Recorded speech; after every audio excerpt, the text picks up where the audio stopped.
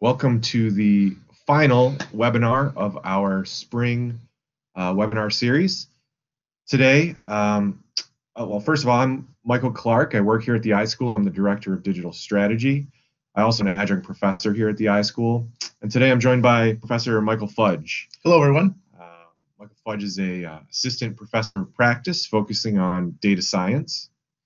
He specializes in the area of digital transformation and the impact of technology on society.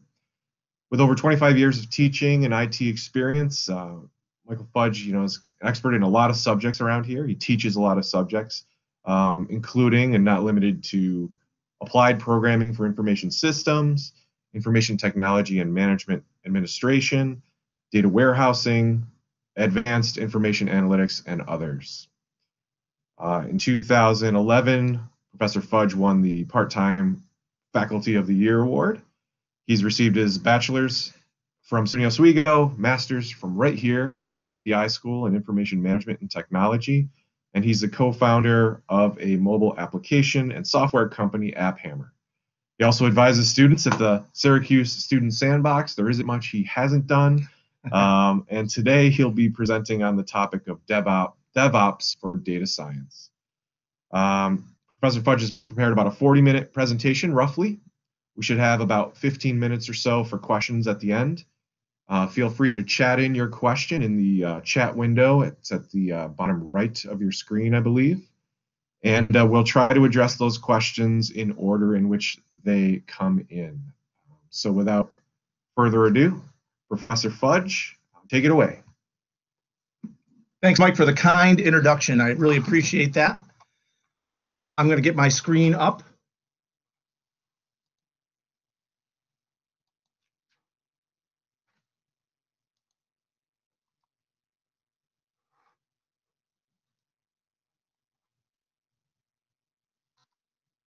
There we are.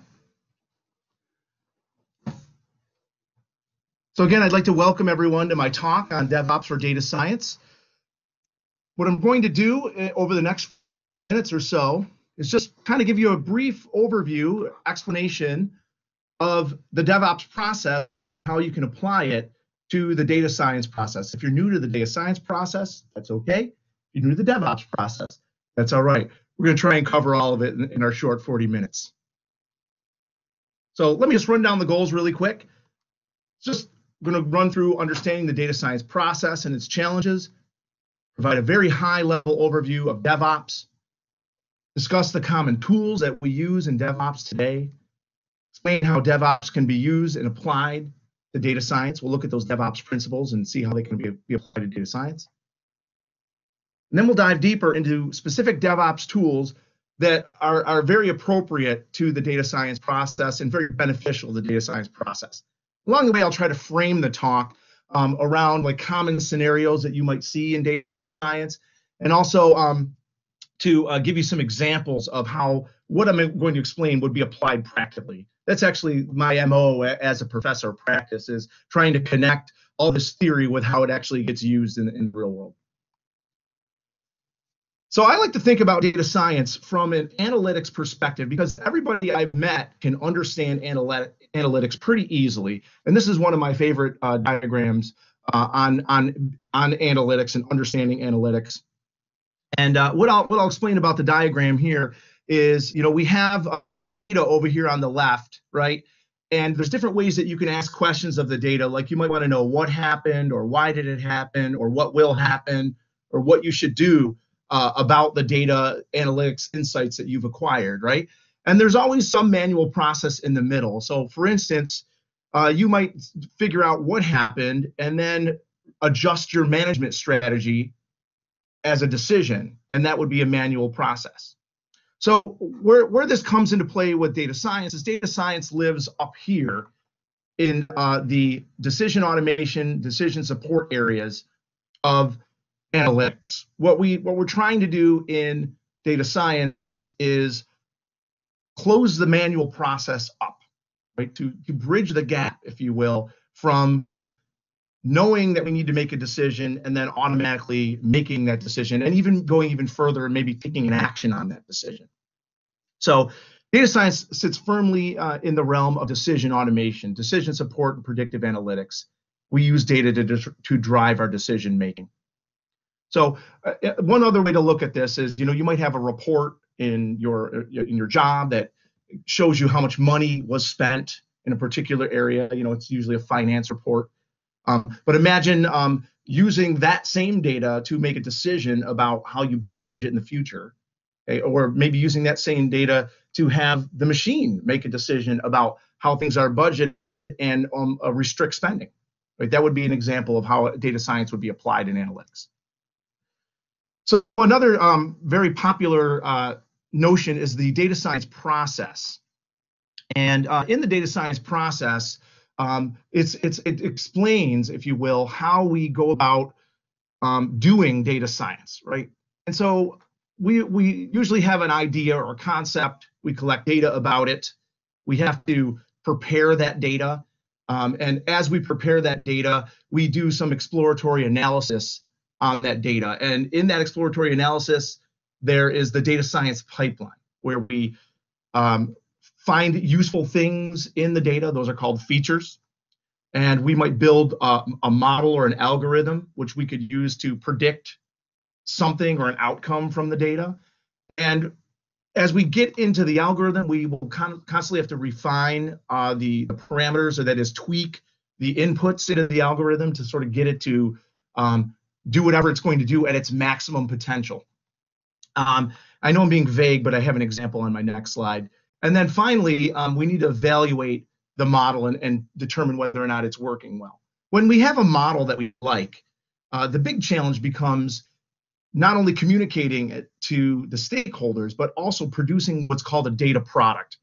And in a data product, you're systematizing your data science. You're getting it out there into the cloud or into your organization so that other people in your business can use it and benefit from it.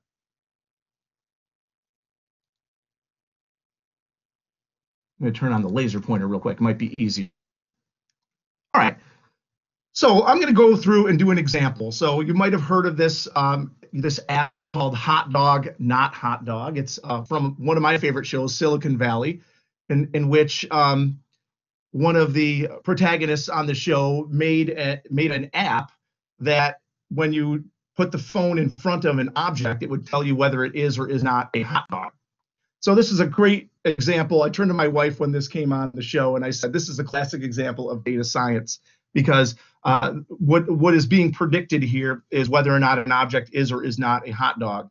Where data science is different than just regular programming is we could write code that says, if it's long and orange colored, it's a hot dog. If it's got a bun, it's a hot dog. But that's not how we do it in data science. We use the data to train an algorithm so that the algorithms are generic and the data is used to actually contribute to the smarts of whether or not something is or is not a hot dog. So as I walk through the data science process, we might collect pictures. And somebody might go through and say, a human being would say, this is a hot dog, that's a water bottle, that's a shoe, that's another hot dog, that's a car.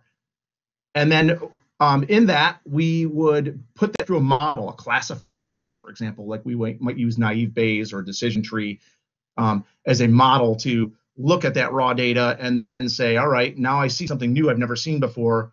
I'm going to guess with 85% certainty that that's a hot dog. Okay.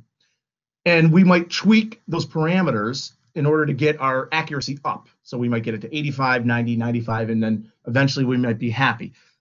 Taking a guess is a 50-50 proposition, right? So we want our model to be better than that, obviously, but you might be happy with 85%, for example. And when you're done and you get this algorithm, you might want to put it in a mobile app, right? So this is where it falls into, this is where it falls into the science side of things, is how do we take this and put it in to an app? So you'll take that model, you'll deploy that model to the cloud, and then in your phone app, it would make a call to the model. So as the phone takes a picture of the water bottle gets sent to the model as input. The model would come back and say, not a hot dog. So that's exactly how that works in production. There's a lot of challenges to doing that. So Data science is a collaborative process, but it's not easy to collaborate with the tools. And here are some of the challenges that we usually will face, like dealing with data sets. How do you share your data across the team? Reproducing the experiments, like if two people are working together on our Hotdog app and one person has developed a pretty advanced model, how do they share that model with the other members of the team? Finding other ways to work together or concurrently on other aspects, like either data cleaning or tuning the parameters of the model, for example. And then finally, how do you deploy the product live? So this next slide gives you an idea of where these challenges sit within the process. For example, where do I store the data so my team has access? That's part of this phase, right? And this is usually a challenge that we see there. When you're doing exploratory data analysis, how can you do that collaboratively? That's another issue. How can you assess models and algorithms or build models and algorithms collaboratively? There's another issue. And then how do you deploy that? And what I'll say, and this is kind of the point of the topic, the particular webinar we're doing today, excuse me, is that DevOps can help with this. So DevOps can help make this a little easier. So now before we go in and dive in and define DevOps, let's just cover just a few more things. And what I'd like to start with first is when you're thinking of any technological system, what are the components of that system? So the three components of any system are code, data, and infrastructure. And code represents the functionality of the system. It's what you're developing. So in our Hotdog app, it would be our mobile app. It would also be the cloud service, that actually the function, if you will, in the service that receives a picture as input and then says hot dog or not a hot dog as output. Then we have data, for example, what we use to train the system on the hot dog. And we also have some data associated with feedback that we get from the user. For example, maybe our model's only 85% accurate, but as people use it and say, I'm sorry, you're correct. That was a hot dog. And you said it wasn't. And we can actually use that data to help our model get better. So that's additional data. And then finally is infrastructure. And infrastructure is the hard stuff. It's kind of where I made my career the first 15 years when I got out of college is all the things that are necessary to make an application go. The operating system, the libraries, the dependencies, the hardware, all that stuff. All together, that forms your information system.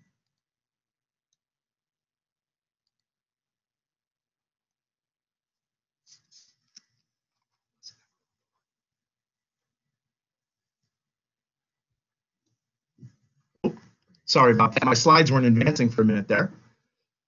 So there's three environments that we have in every information system. If you're doing it right, you need three environments. You need a development environment. Development environment is used to isolate the work that the developers do. So for instance, if myself and Mike Clarke are working on a system together, he would have an environment and I would have the same environment. They might be on our laptops or something.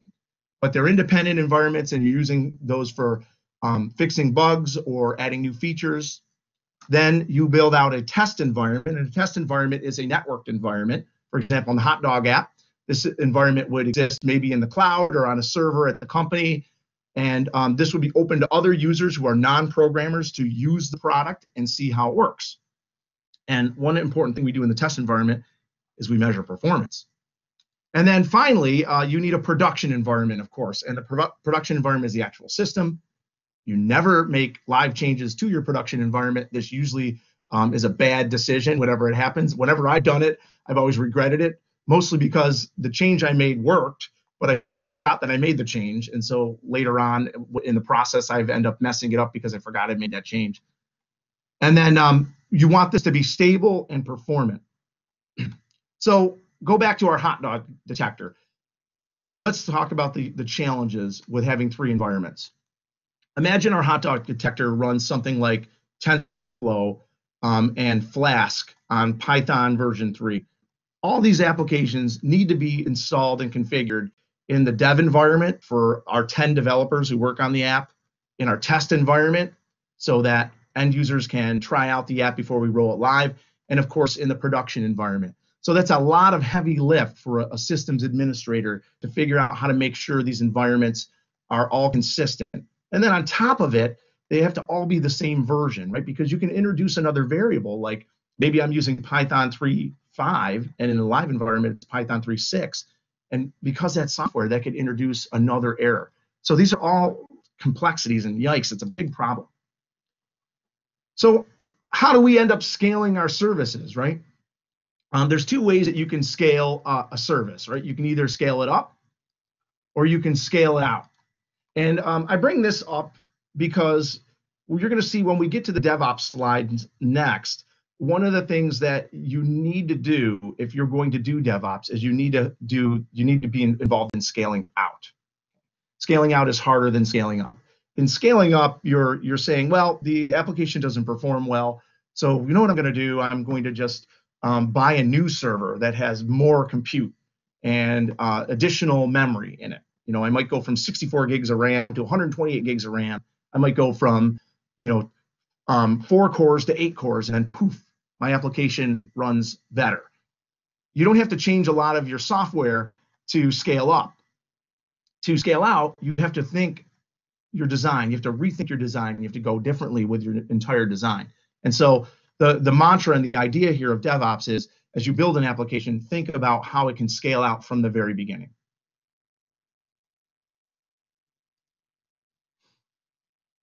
Finally, we can get to define DevOps. So now that we understand how systems come together and how data science products are deployed and the complexities of managing the process, we can actually take a look at what DevOps is. So DevOps is this continuous cycle of release, configure, monitor, plan, create, verify, and package. It's really a set of practices to reduce the time between making a change to a system and realizing the value or the effect of that change, and doing so without sacrificing quality or stability. And you say, well, that's a heavy lift, but it's a promise, right? And you're going to find that DevOps is more of a cultural thing than an actual technology problem. You have to get everybody, there's lots of teams that are fragmented here. You have database administrators, you have systems administrators, you have programmers, you have project managers, and you all have to buy in to the methodology to make it work. The core values of DevOps are called CAMs, and CAMs was first coined by Damon Edwards and John Willis at DevOps Days in 2010. It's an acronym which describes the DevOps movement as culture, automation, measurement, and sharing. Culture. Got to break down those barriers between your teams and therefore shorten the feedback loops. You can't have a culture of, well, it's not my problem because I work in QA, I'm not a developer. Those are the kinds of things that will slow down DevOps and kill it. You have to find ways to automate, that is, create your productivity gains through having the technology do a lot of the work for you. Measurement. This is an important aspect that's often overlooked with DevOps. Once you have systems in test and production, you need to collect data on how they're being used and then use that data to drive future decisions about how the application might change or be deployed in the future. Make your decisions based on data rather than guessing. And then, of course, a culture of sharing, that is, sharing tools, sharing discoveries, sharing lessons. Considering any application, if everybody's working on the Hotdog App, that's one team. That's not a faction of people that do software development and another faction of people that deal with phone support. That's the wrong way to approach DevOps. You have to have a unified view of the application, or vertical, as I like to say, perspective on your application, where everybody's involved in that one thing, whether that one thing is the Hotdog App or whatever it is that you're doing at your organizations in data science. So some goals for DevOps: systems thinking. Imagine your systems work as a whole, not as pieces, as I said earlier. Creating that culture of ownership over the entire process. Shortening feedback loops. Making sure it takes less time to actually fix your problems and achieve your goals. This goes back to having that culture, dismissing that culture of, it's not my problem, right? This happens when you have organizations where they have database administrators and they're not intimately involved in a certain project. They're just involved with a database. They don't think of the big picture, the profitability aspects of the company that are based on the applications that you build. And then, of course, a culture of experimentation and learning from each other, right? Everybody should know a little bit about everybody else's job. That's what makes this work, right? Is that you have a vested interest, a care, if you will, for another person's experiences and jobs as they relate to the culture.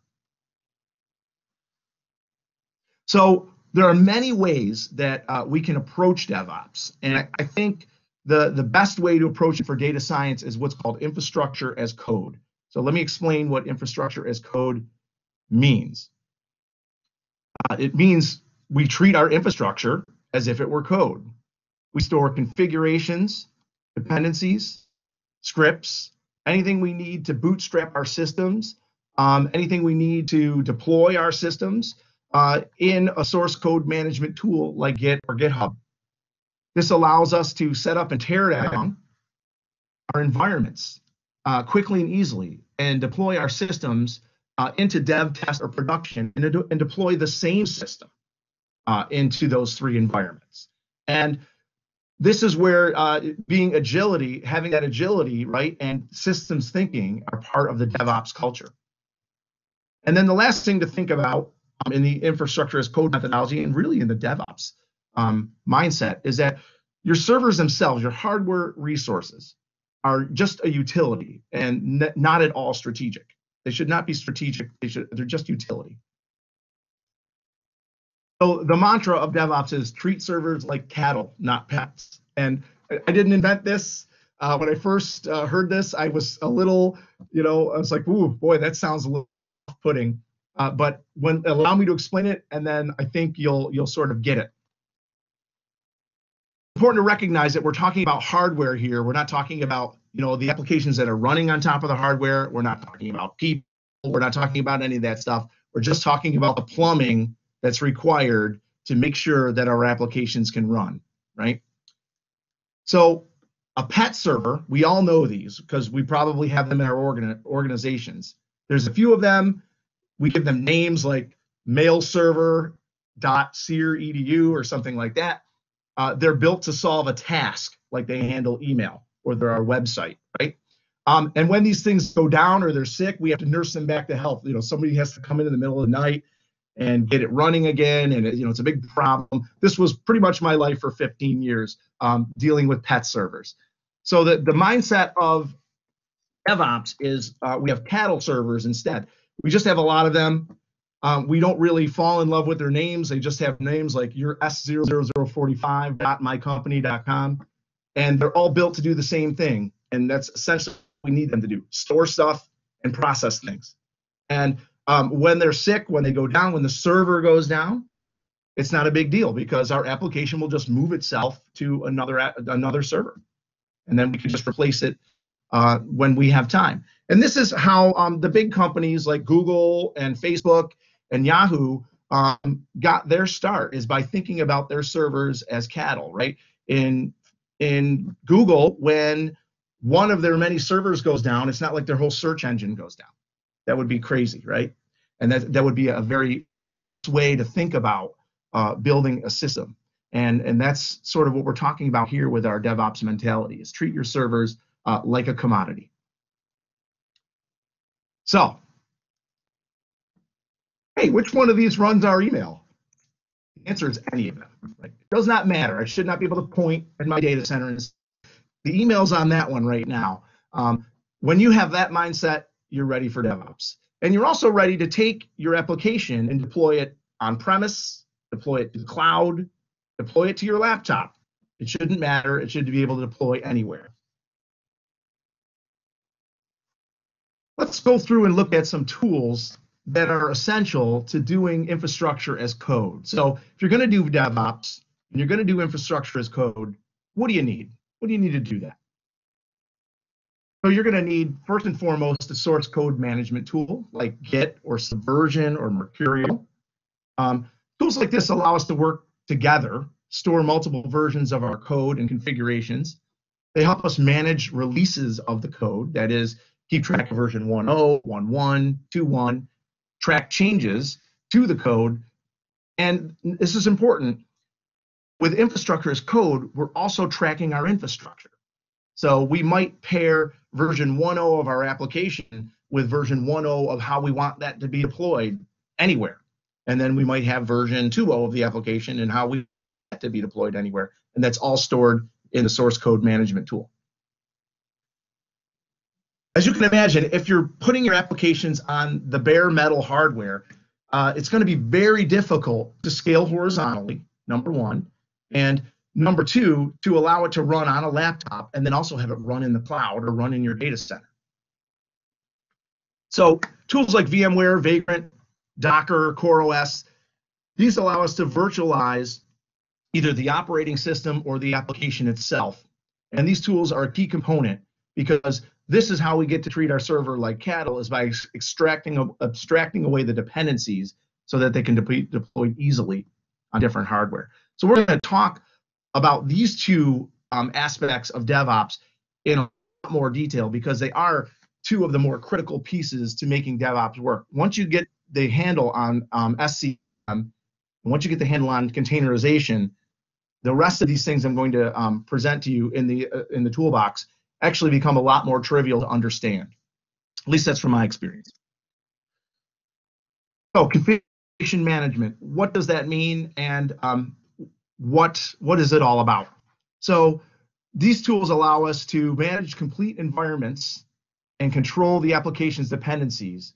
In addition, these tools allow us to push changing to existing systems. So if we have a system out there and we need to make some incremental change, we don't need to shut it all the way off and turn it all the way back on. These tools allow us to do that. Ansible, Chef, Puppet, Docker Compose, these are all tools in the configuration management space. Okay, next up is something called orchestration. And orchestration is sort of like the natural progression of taking containerization and combining it with configuration management. And so I like to think of these as the next iteration in DevOps. So orchestration is Kubernetes, Mesos, Rancher, Docker Swarm. These platforms abstract away the compute and network resources into ubiquitous pools that we can use for our application and allocate as needed. This allows us to pull up an application, and then if the hardware needs to be replaced, it could easily be moved from where it lives to some other space. This happens in VMware as well. If you buy VMware ESX and you're using the vSphere environment, it has the ability to do this as well. It's just virtualization is a way to abstract the operating system and its applications versus containerization, which abstracts away just the application. And I have some slides that will get into this a little more because this is a thing that's really important to understand.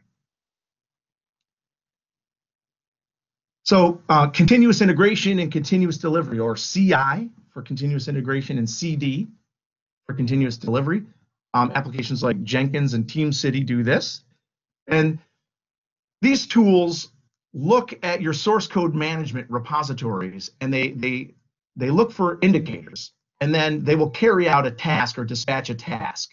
So for instance, you can submit code and say, I need this code tested, and then submit it to Git, for example, and then Jenkins would pick it up and test it for you.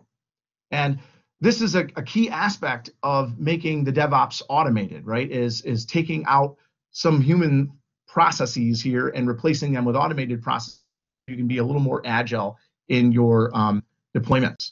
You can also use continuous delivery systems to set releases and actually deploy those releases. For example, you're doing the Hotdog app and you're ready to release 1.5. So you can actually push that code to a specific branch of Git. And then after you did that, the continuous delivery system would pick that up and then build all of the infrastructure necessary to deploy the application in the cloud, for example, or on premises, or both. Again, part of DevOps is watching what you're doing and keeping track of what you're doing. Monitoring and logging is important.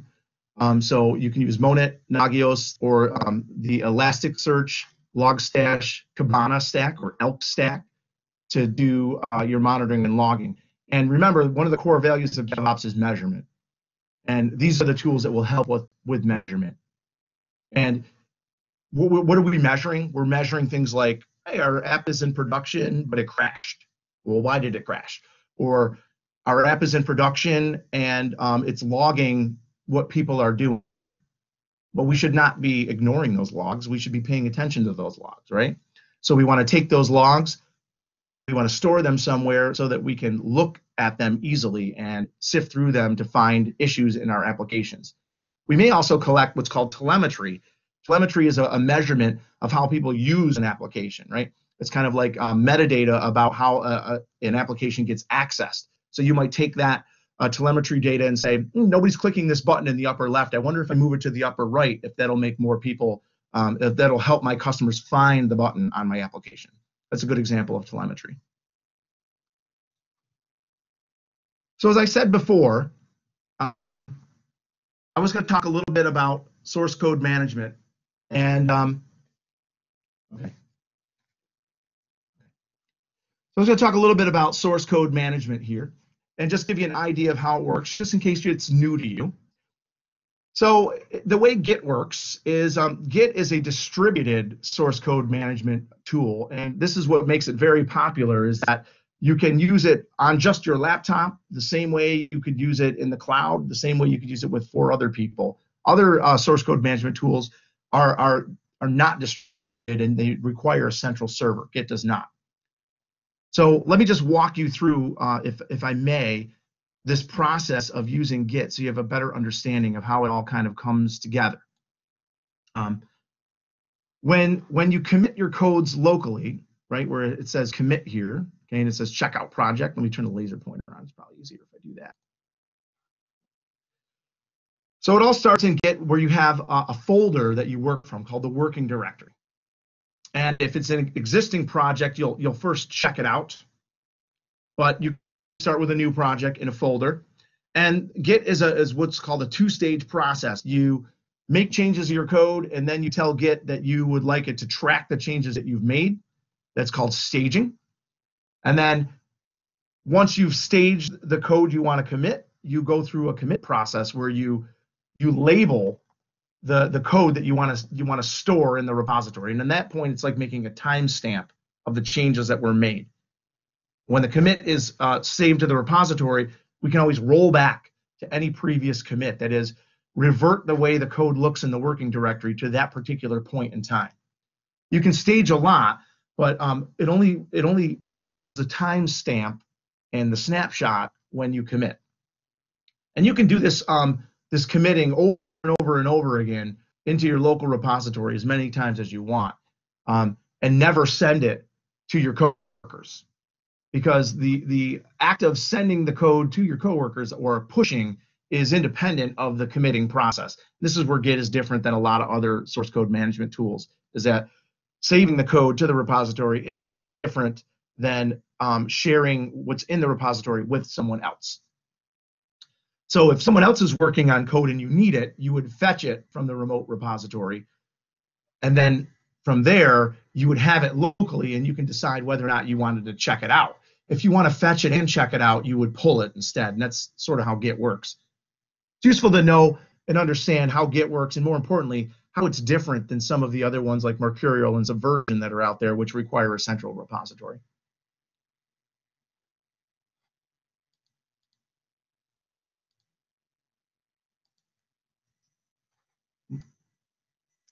Okay.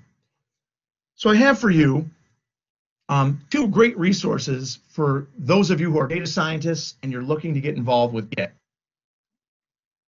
The first one is a PDF from O'Reilly. It's a free book, and it's a short book. It's maybe 50 pages long, Development Workflows for Data Scientists. It's a great overview of the value of Git and a website like GitHub. GitHub is a remote repository for Git and a way to collaborate with other coders on Git or other coders on a website using Git. And it's not going to get into a lot of the specifics of actually how to do it, but it's a great, what do I do and how does it work, right? So you have a good high-level understanding of it. If you want to deep dive into it and really get your hands on a keyboard and try it, I recommend the Data Camp course down below here, Introduction to Data Science. It's a really great introduction to get for data scientists, people that are not necessarily developers, but need to understand the value that Git brings to the table.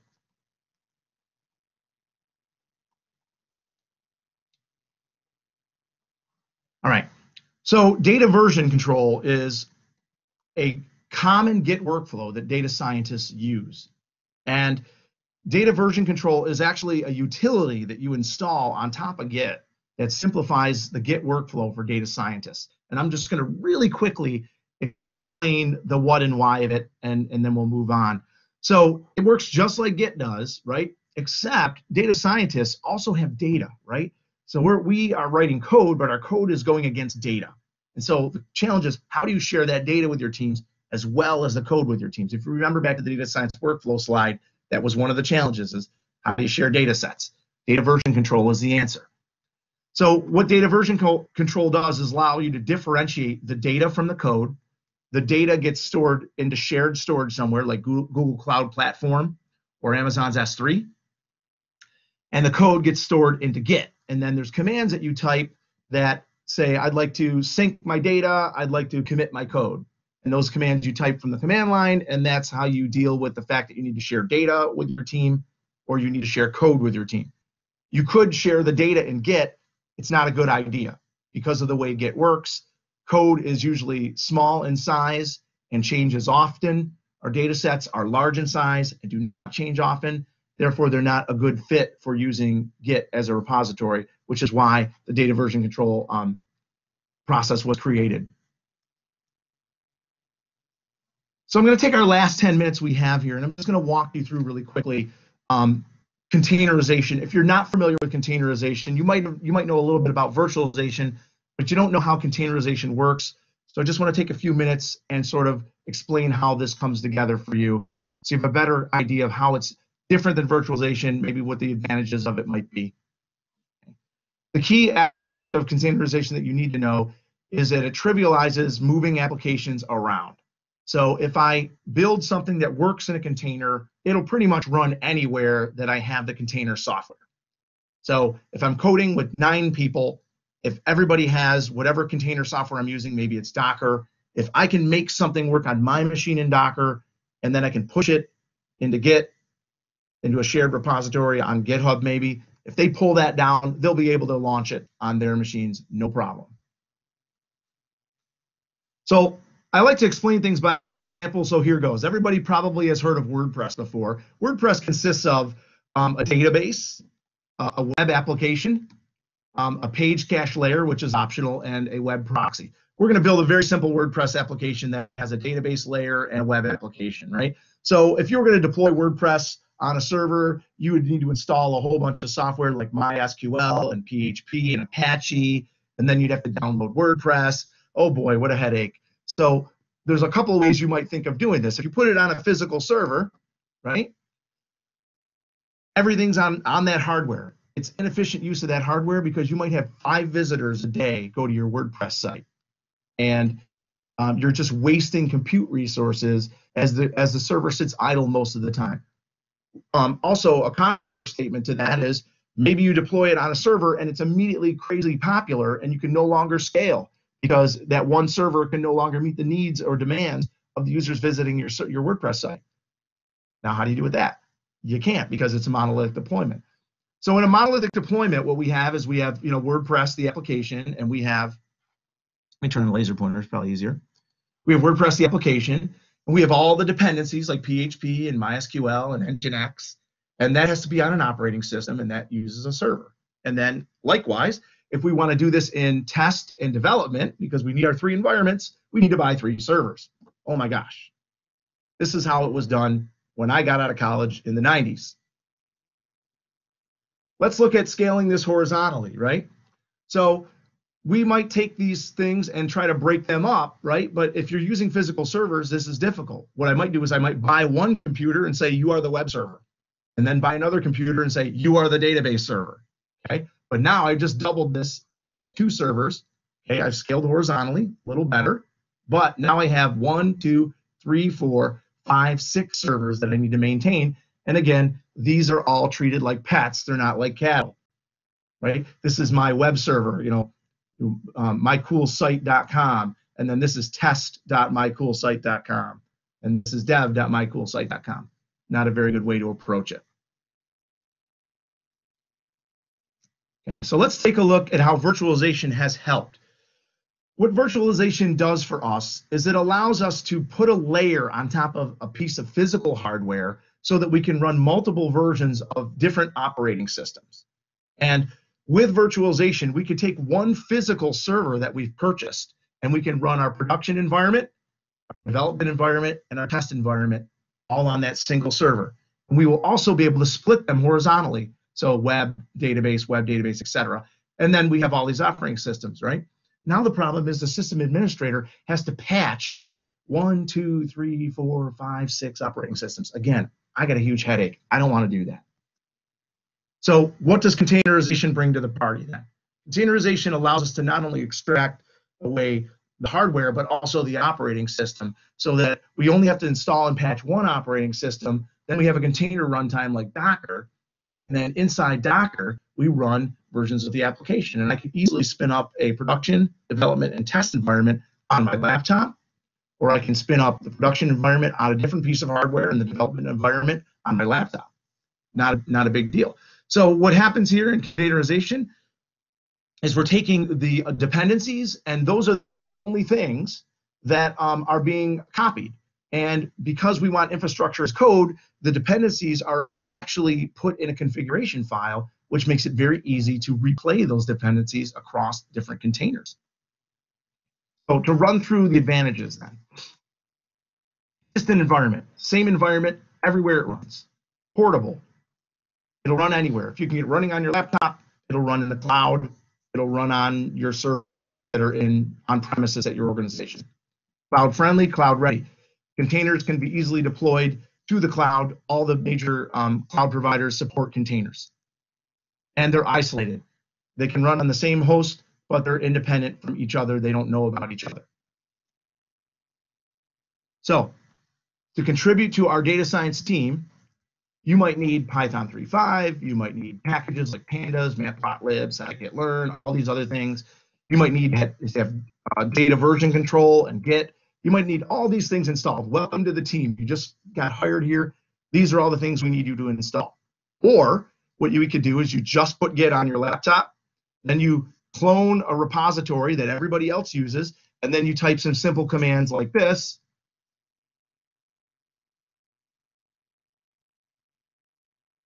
And then your environment's up. All those dependencies are actually configuration files that are stored in the Git repository. And then just like that, with one or two simple commands, you can bring up the entire environment. You're thinking, who installed all those dependencies? Well, those were installed by the container, right? By the script that orchestrates the container. The container has all the dependencies in it. Those are the same dependencies that everybody else is going to use. If we decide all of a sudden that we need Python 3.6, that gets checked into GitHub. Everybody pulls down the new version. Now everybody's running with Python 3.6. Much easier. Okay, so I'm going to conclude with the following. This is a diagram from the book that I mentioned earlier, Development Workflows for Scientists, and it explains how DevOps and data science come together. I'm just going to quickly go through this, and then I'll take your questions.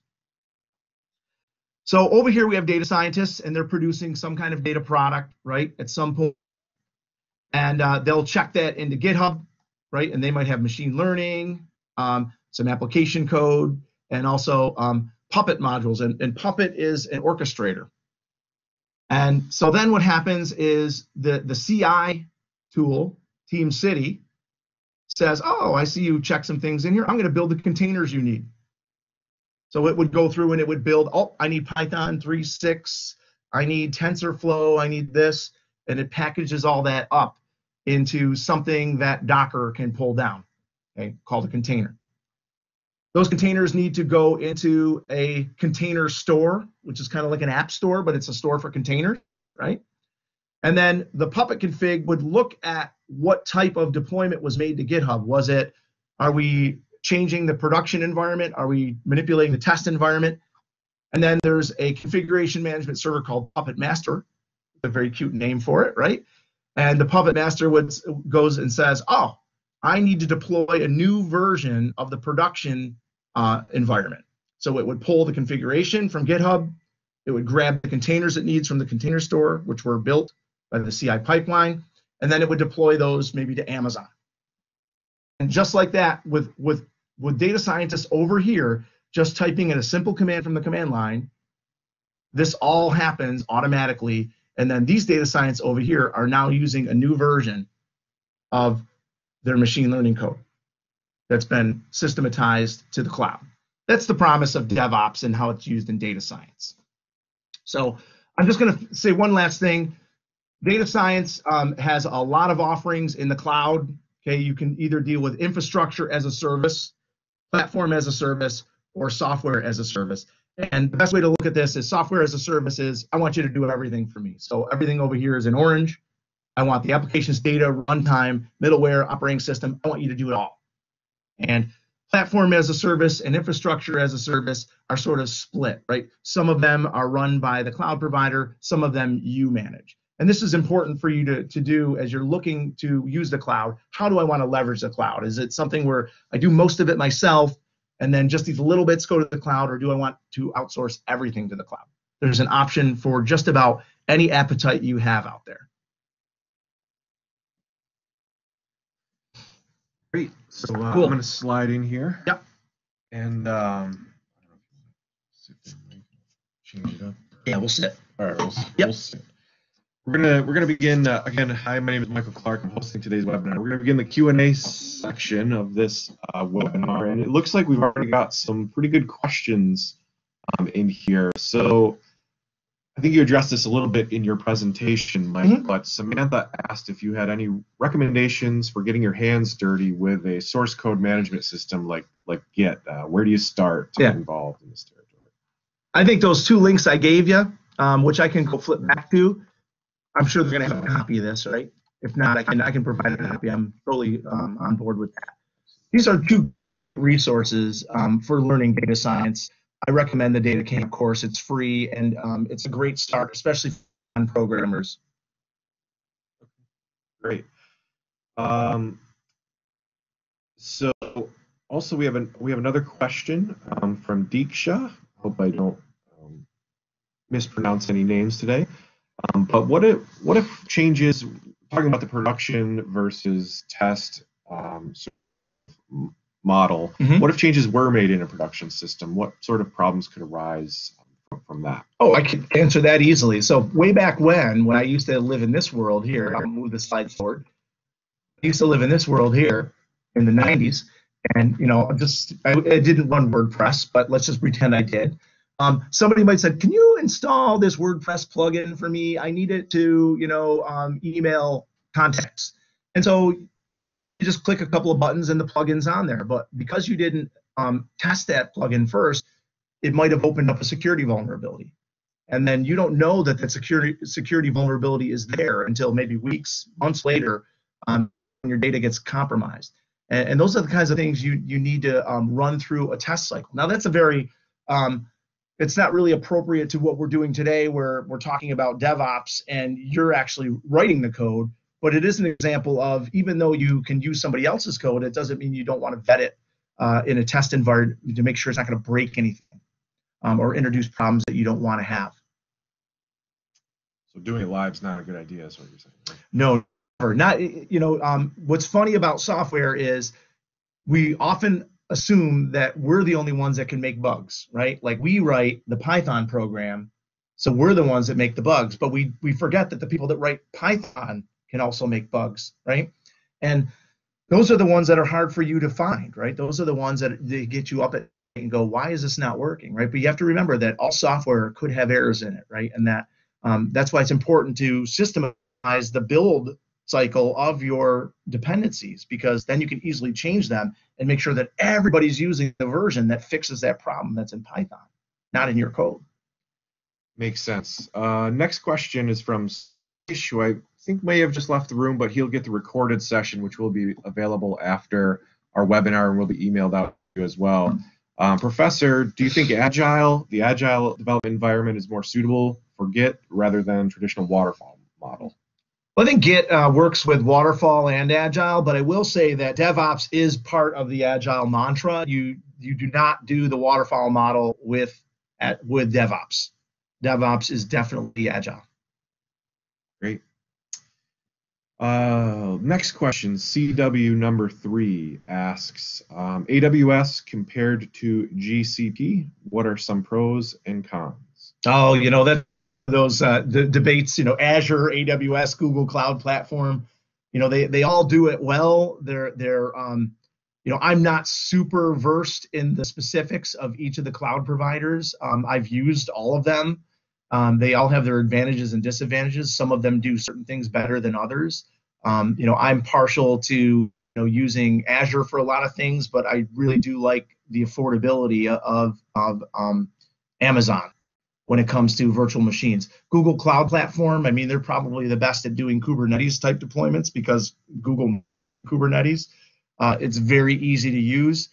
But like I said, if you look at any given offering, all three of these cloud providers probably have it, whether it's database as a service, file serving buckets, compute, machine learning libraries, they all have them.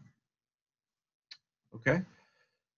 We have another question from Balaji, I believe is how you pronounce his name. And I hope I get this question right. He said he's a server administrator currently working on Chef, VMware, and Python, and he's wondering how good that profile may be if he's interested in DevOps, if those are good tools. Yeah, you have, you are working with DevOps tools. Whether you're doing DevOps is going to be a cultural issue, though, right? It's one of those things where within your organization, do you have those silos, or do you have groups working towards a project rather than working towards a system, right? And that's really the cultural shift in DevOps is, if you're building an application at your company, maybe you're in insurance.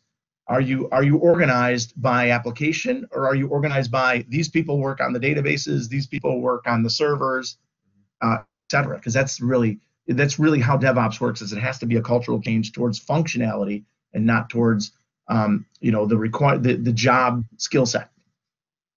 Great.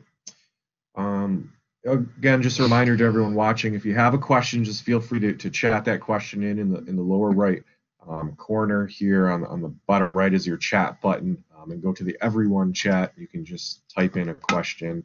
We have about 7 minutes or so left, and I actually had a question. I was curious, what was some of the more difficult pieces of your transition from this sort of application on metal mentality that was part of systems admin for a long time to this new DevOps framework, if you will? Yeah, I think people are very reluctant to let go of what is comfortable and what they feel is part of job security, right? And what I would say to anybody in that position is there's still plenty of work to go around. It's just the nature of how we interact changes. And it has to change for the sake of agility, right? You cannot do that unless you find ways to sort of together and break down the silos of interaction. That's what really matters. The technology is always going to change. I'll be honest with you, Mike. When I graduated from college, the world was much different than it is today. And many of these things I've learned through experience and on the job. And one thing I will say is that it's going to continue to change. And it's going to, I see the trend towards ubiquitous computing where the operating system and networks and even the application's dependencies matter less and less and less. And years down the road, we'll probably just code a function and then be able to click a button, it'll be in the cloud. Yeah, I think you walked yourself into my next question. Sort of kind of what was the future of this DevOps model, and where do things like AI and sort of stuff plug into this? Do you see a place where those technologies might kind of come together in the future? That's a great question. I think, when you take this mentality, you are going to speed up the pace of development. and break down a lot of barriers. And I think we're seeing that in the cloud. I know I'm kind of rambling here, but the cloud has really been a foundational differentiator of how we do things and how quickly we can bring something up. I mean, if you think about starting a company and saying, I'm going to do my Hotdog app. I'll just go there because I have it, right? To do that today, you can get that done if you have the skill set to build it, right? You can have that up and running today, and then get it in the app stores today, and then you have to in the Apple App Store for a while, as we both know, right? But that was not possible even 15 years ago because of cloud computing. You had to procure a system, and you had to, get it on the internet and figure out how to do that, and all that stuff has changed. What it means is that the innovation is going to continue on an accelerated pace.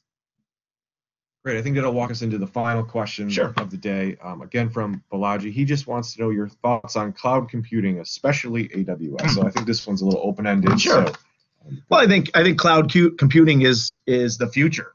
What I've seen from many organizations is, they are reluctant to move to the cloud, but you can't argue that the Amazons, the Microsofts, the IBMs, and the Googles of the world can secure systems better than, Tom, the system administrator at your organization. And I can say that with offense because I used to be Tom, the systems administrator at my organization.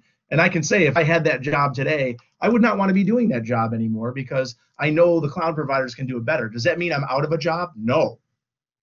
Because it's not trivial to orchestrate what I just talked about in this webinar today. And that's just the paradigm shift of the work that we would be doing in IT, is it has to move from one that is more developer oriented, where we're building these configurations, build these systems for us.